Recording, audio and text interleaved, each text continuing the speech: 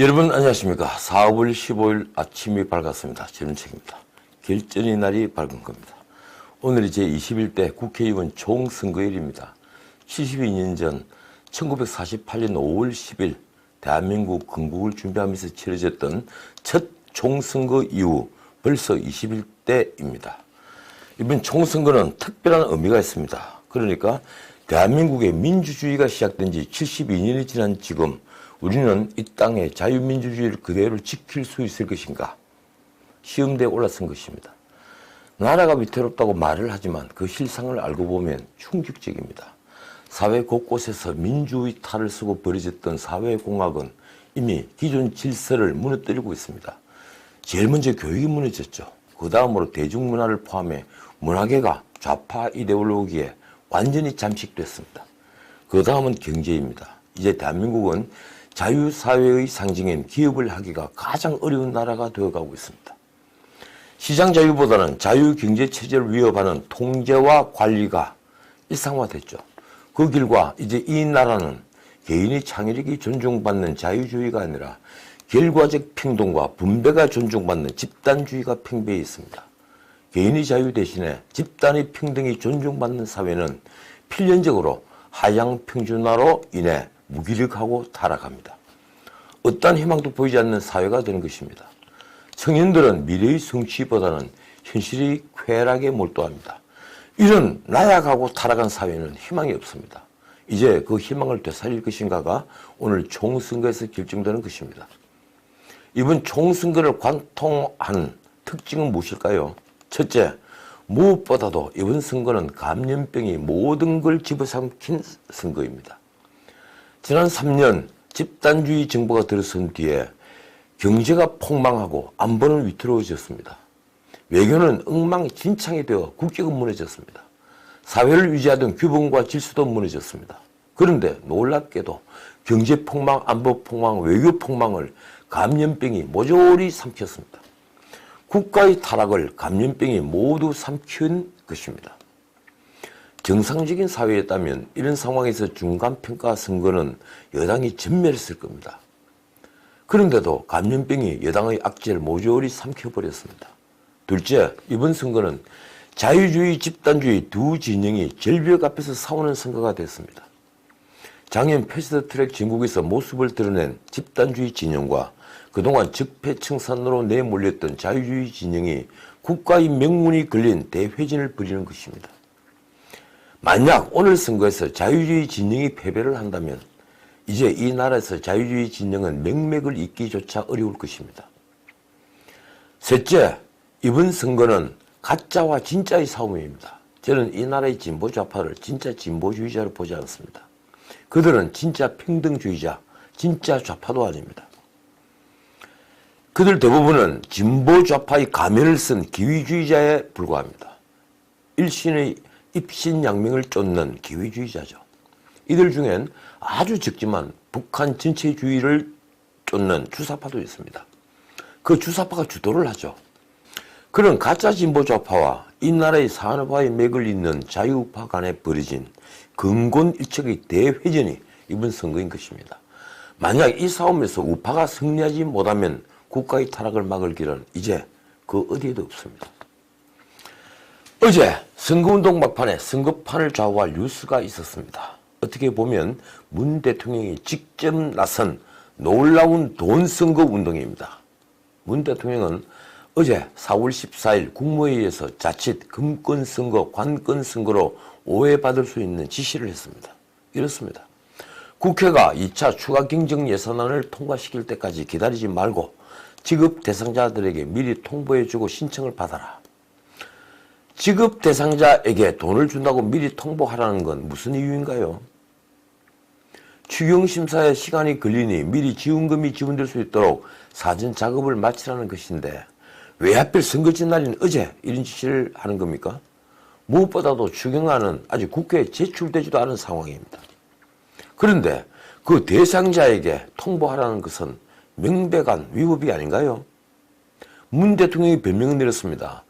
정상적인 상황이라면 추경안이 국회 통과 후에 긴급재난지원금 신청을 받는 게 순서지만 지금은 정상적 상황이 아니다. 가장 중요한 것은 속도다.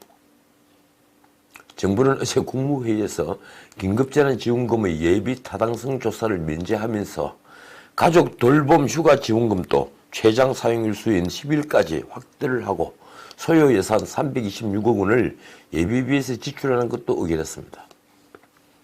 돈 선거가 본격화하고 있는 겁니다. 문 대통령은 그동안 직간접적으로 선거를 지원하고 있다는 비판을 받아왔죠. 긴급재난지원금이 아주 대표적입니다. 이틀 전 13일엔 느닷없이 기업 지원책을 또 발표했습니다. 고용을 유지하는 기업들에 할 수 있는 최단의 지원을 검토해서 과감한 대책을 강구해야 한다. 그러자 이튿날인 어제 14일 정부는 기업이 직원을 해고하지 않고 일정 기간 고용을 유지하면 대출 원금이나 이자 상환을 면제받는 이른바 일자리 직김 대출을 도입한다고 발표했습니다. 정부 관계자의 말이 이렇습니다.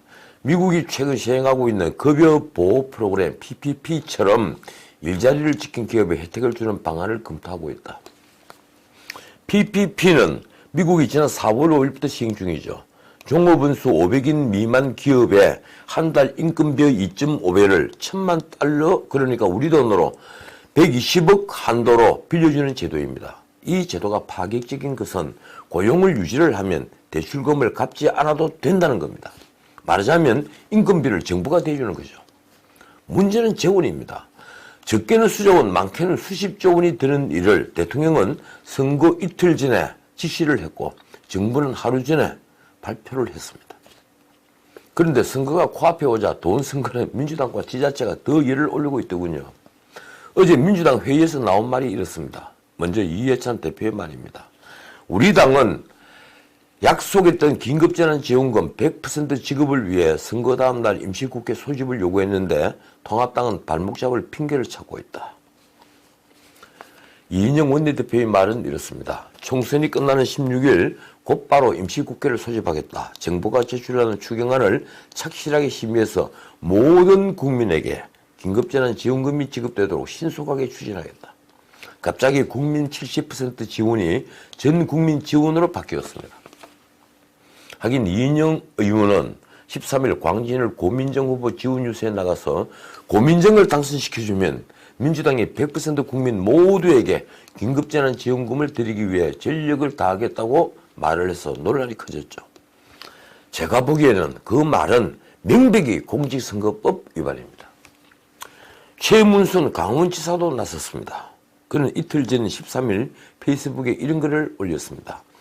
한 명당 40만 원씩 취약계층 총 대상자 30만 명 중에 총 11만 6천 명에게 이날까지 개인 계좌로 현금 입금을 완료했다. 이달 말까지 모든 입금을 마치겠다. 참 기가 막힙니다. 하필 이때입니까? 대전 허태정 시장도 재난지원금 지원에 이미 나섰습니다. 그는 황운하 후보가 출마한 곳이죠. 대전 중구 내에 행정복지센터를 찾아가서 대전형 긴급재난지원금 첫 수급자에게 선불카드를 지급하고 사진 촬영까지 했습니다. 대전형 재난지원금은 중위소득 50%에서 100%에 해당하는 17만 가구에게 30만 원에서 70만 원씩을 지급하는 제도입니다. 이런 선심성 공세는 민주당 출신이 구청장인 부산 해운대구에도 있었습니다. 어제 해운대구는 전 구민에게 1인당 5만 원씩 지급한다고 밝혔습니다. 이런 선심 공세에는 중앙부처도 빠지지 않습니다. 보건복지부는 이틀 전이죠. 13일 아이 돌봄 쿠폰 4개월분 아이 1인당 40만 원을 한꺼번에 지급했습니다. 그 지급 대상자는 지난달 아동수당을 받은 177만 명으로 대상 아동수는 230만 명입니다. 이쯤 되면 청와대와 집권여당이 금권선거, 관권선거에 나선 게 아닌가요? 선거 뒤에 해도 충분할 일을 왜 굳이 의심을 사서 이리 당겨서 하는가요? 어제 동아일보는 재밌는 분석 기사를 냈습니다. 비례대표 위성정당이라는 꼼수 논란으로 시작된 4.15 총선은 민주당, 통합당 모두 공천 내용을 기껏다면서 지금 민주당은 오만한 집권여당 프레임에 쌓여 있고 통합당은 막말 파동에 휩싸여 있다고 썼습니다. 그러면서 여야의 결정적 장면을 5개씩으로 분석을 했더군요. 먼저 민주당입니다. 민주당은 빼고라는 인밀히 칼럼을 두고 벌어진 논란, 홍익표 대변인의 TK 봉쇄 발언 후 폭풍, 조국 수호 선거를 치를 수 없다고 반발한 금태섭 경선 탈락, 민주당 또 비례위성정당 더불어시민당 출범, 손혜원 정봉주의 열린민주당 창당 등입니다. 통합당은 비례표 정당인 미래한국당 창당, 비례대표 독자 공천을 한 한승교의 난, 김영호 공관위원장과 황교안 대표 간의 공천을 두고 벌인 밀당, 김종인 총괄선대위원장 막판 영입, 그리고 막말 김대호 차명진 후보 제명 등입니다. 그런데 어제 차명진 후보는 더 살아났죠.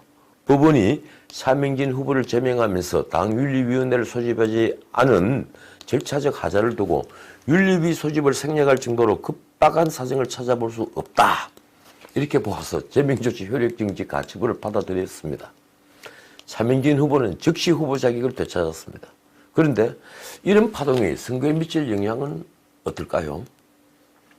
저는 당 지도부가 뭔가 판단을 잘못하고 있다는 생각을 지울 수 없습니다. 덕분에 여당이 통합당을 비판할 거리만 하나 안겨준 셈이 됐습니다. 그런데 어제 참 재밌는 말이 정치판에 떠돌았습니다. 뒤늦게 알려진 문재인 대통령의 말, 방역한류라는 말입니다.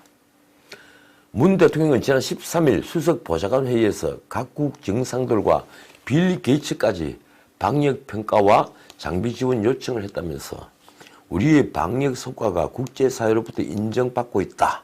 그래서 국가 위상도 높아졌다고 자평을 했습니다.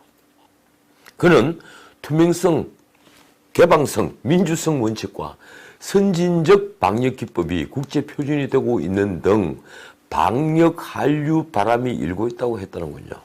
참 재밌는 말입니다. 하긴 문 대통령이 한류라는 말에 얼마나 올라타고 싶었으면 그런 말을 했겠습니까? 왜 내놓고 방역 BTS라고 하지 왜 방역 한류라고 그랬습니까? 정말이지 민주주의를 이처럼 타락시켜도 되는 겁니까? 정도껏 해야 되는 것 아닌가 싶어 제가 드린 질문입니다. 김종인 위원장이 어제 기자회견에서 문 대통령의 한류 발언을 맞받았습니다. 대통령이란 사람이 전염병 속 총선이 국제적 관심이라고 했다. 방역 한류 바람이 일어난다는 말도 했다고 한다. 믿어지지 않는 정신세계다. 그는 이런 말도 덧붙였습니다. 실패한 방역이 한류라면 조국도 한류고 선거 개입도 한류고 공수처도 한류다. 그가 그 뒤에 문재인 대통령에게 묻고 있는 질문은 정말이지 듣는 사람들로 하여금 섬뜩하도록 했습니다.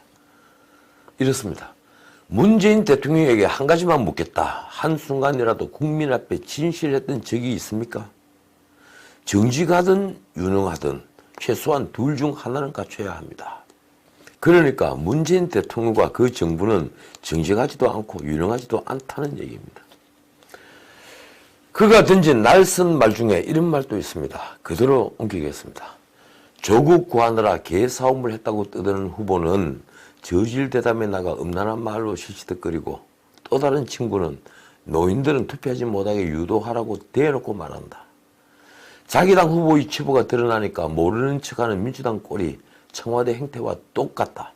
국민 여러분이 투표해 주셔서 버릇을 고쳐줘야 한다. 그러고 보니까 김남국 후보가 했다는 그 팟캐스트 방송은 제가 들으니까요. 그건 거의 범죄 수준입니다. 그걸 나무라지 않으면서 우리가 어떻게 조주빈을 나무랄 수 있겠습니까? 오늘은 여기까지입니다. 오늘 대한민국의 미래가 결정됩니다. 우리 모두는 다음 세대의 책임을 져야만 합니다. 그 책임을 다하기 위해서 괴롭더라도 투표장에 가서 투표를 꼭 합시다. 성난 얼굴로 우리는 투표를 해야만 합니다. 지금까지 전우책이었습니다.